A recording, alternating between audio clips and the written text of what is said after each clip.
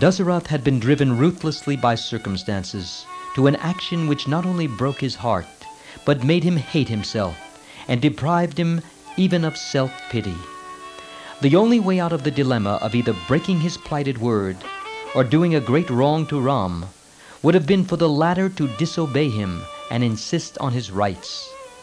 But Ram placed his duty to his father high above all other things, and Ram was all the world to Sita and Lakshman, so they had all gone together.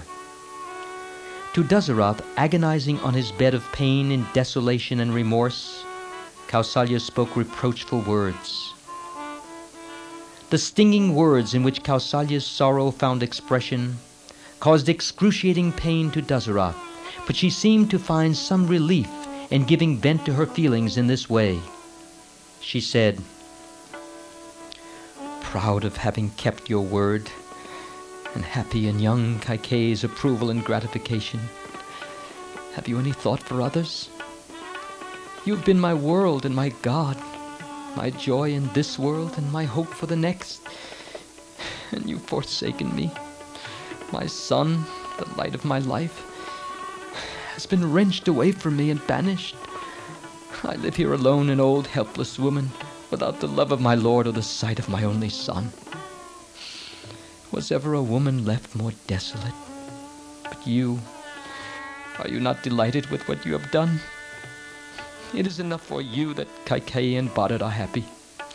You need not entertain any fear that Ram will mar that happiness, even if he return from the forest after 14 years. He will not touch the kingdom once ruled by Bharat. The tiger does not touch the leavings of another animal's kill. Like a fish eating its offspring, you have killed your own child." Touched to the quick, the king, even in the intensity of his anguish, turned to his wife with a humble prayer for forgiveness with clasped hands. "Have pity on me, Kausalya. You have been kind and forgiving even to strangers. Do have some compassion on your husband, who has always loved and honored you, and whose heart is broken by a sorrow which knows no remedy." These piteous words, and the sight of her husband in supplication, and the memory of happier hours, pierced the noble queen to the heart, and she fell at his feet, imploring forgiveness for unbecoming words forced out of her by grief.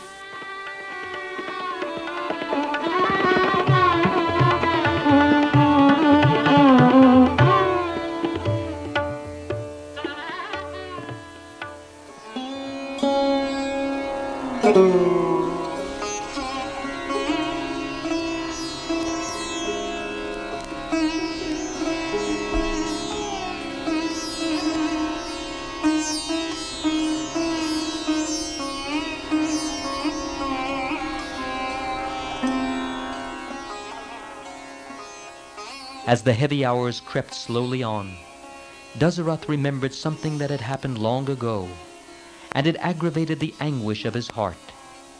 The king turned to Kausalya and said, "The fruit of one's action can never be escaped.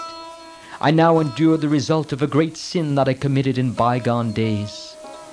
Men in their ignorance sometimes do great evils for the sake of some slight momentary pleasure.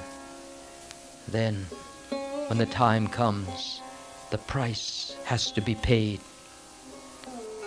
When I was young, I had the skill to use my bow against unseen targets, aiming by sound only.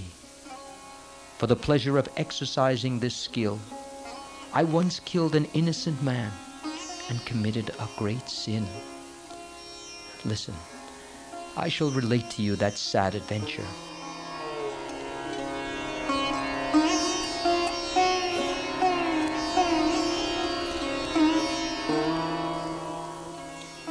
"It was before you came to me. One night I went out in my chariot to hunt on the banks of the Sarayu. It had been raining heavily, and from the mountainsides the streams were running with the rich colors of minerals and fresh soil. The birds were silent. The forest seemed asleep. I could take aim by just hearing without seeing, and shoot a tiger or bear or other wild beast that might come to slake its thirst in the stream. I wanted to test this skill of mine. It was dense darkness. I waited for some wild animal to come. Then I heard a gurgling sound, as of an elephant drinking. At once I aimed an arrow in the direction whence the sound came. Like a venomous serpent, swish went my dart, hitting the object. But I was shocked to hear a human voice exclaim, "Alas, I have been fatally pierced."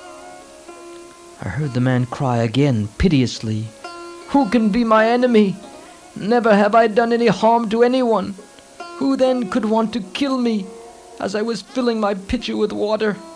What could he gain by this? Why should anyone bear hate against one living his innocent hermit life in the forest? What is to happen to my old blind parents now, with none to look after them? Oh, misery!" Horror-struck, I stood trembling in every limb. My bow and arrow slipped from my hands. I approached the place from where the voice came, and I found a young hermit lying on the ground, with disheveled hair, covered all over with blood and earth. Beside him lay an upturned pitcher. The look of his eyes was as fire. When he saw me, he cried, "O sinner that has killed me, why did you aim your arrow at me as I was taking water from the stream? My old blind parents are thirsty and are waiting for me in the ashram, thinking that I will return with my pitcher filled. Why did you kill me? Oh God, my penances and my devotions have all gone to naught. My parents do not know that I lie here, stricken and helpless. They will go on waiting for me, and even if they knew it, what could they do, blind and helpless? Are you not the king of Koshala? Yes, you are. You are the king, and you should by right protect me. But you have slain me. Very well. O king, then go yourself and tell them what you have done. Fall at their feet and beg for forgiveness, else their anger will reduce you to ashes. Go straight to the ashram. Take that path there. Go at once and save yourself. But this arrow, it is a torture. Please pull it out and relieve me of the pain before you go." I knew that if I pulled the arrow from his body, his pain would end, but so would his life in a gush of blood. My hand refused to do the deed. For a while I stood, not knowing what to do. Then the young ascetic said, "Do not hesitate. Please end my pain. My mind is now clear, and I have calmed myself. Boldly pull out the arrow and release my life." Gently, I pulled the arrow out. The young ascetic turned on the ground, heaved a sigh, and with his eyes fixed on me, breathed his last. It is this crime of mine that is now pursuing me. The agony of those blind parents who were deprived by me of their son has now come for me to endure.